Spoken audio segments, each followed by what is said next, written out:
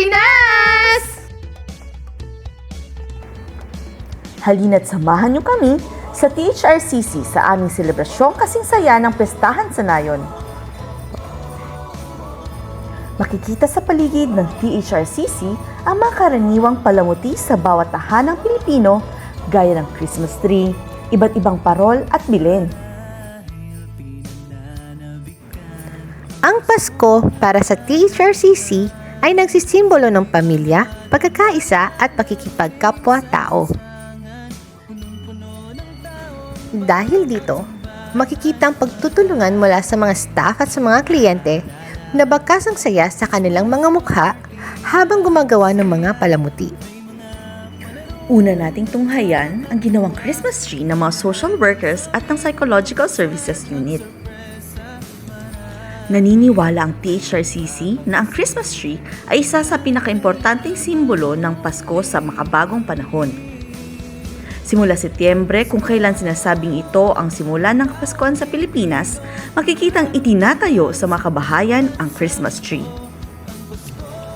Ang Christmas tree ng THRCC ay gawa mula sa scrap papers, luma at gamit na newspapers na makikita sa opisina, mga napulot na mga dahon mula sa Baguio City, maging mga ipil-ipil at taray-taray kung tawagin na makikita sa dalampasigan ng Bunuan Binlok.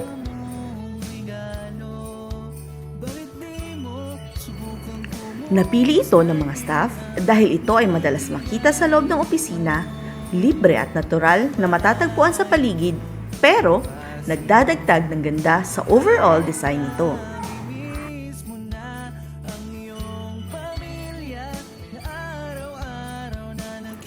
Sa patuloy na pagyakap ng THRCC sa tradisyon at sa pag-asang nagmumula kay Hesukristo, pinakikita ng THRCC ang kanyang pagpapahalaga sa kultura at sense of community ng bawat isa.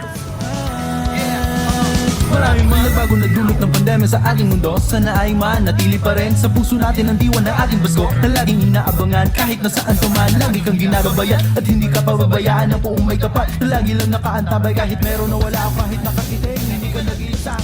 Ang salitang piyesta ay isa sa haligi ng kultura na siyang nangangahulugang kasiyahan at selebrasyon sa bawat probinsya sa bansa na siya ding sinasalamin tuwing Kapaskuhan.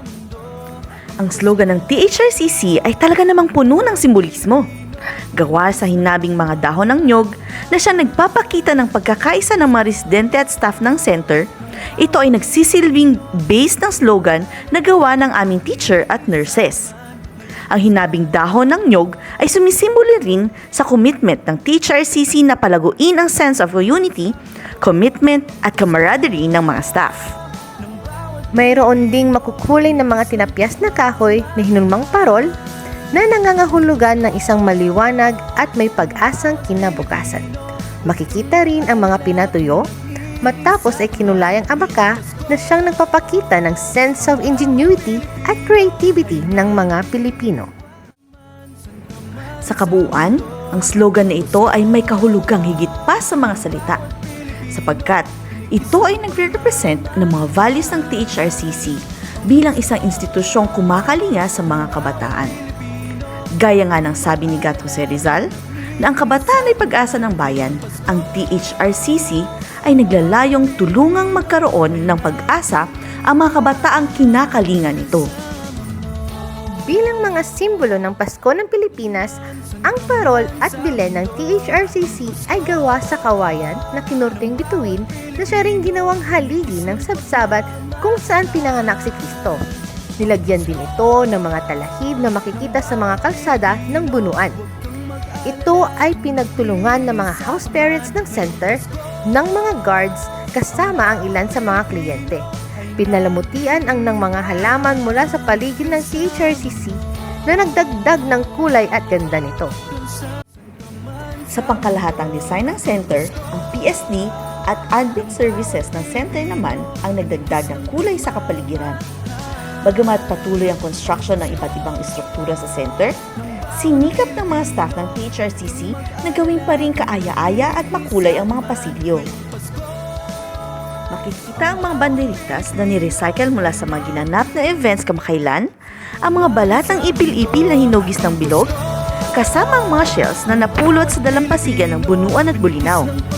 Mayroon ding mga taling gawa sa abaka, dayami at talahib na siyang pinulupot sa mga poste ng center. Huwag kang mag-alala kung nag-iisa ka man ngayong Pasko. Ang bawat Pilipino ay nagdiriwang. Lahat ng simbolong ito, anong pinakagusto mo? At sa lahat ng iba't ibang paraan para i-celebrate ang Pasko around the world, sa tingin mo, may tatalo pa ba sa Pasko ng Pinas?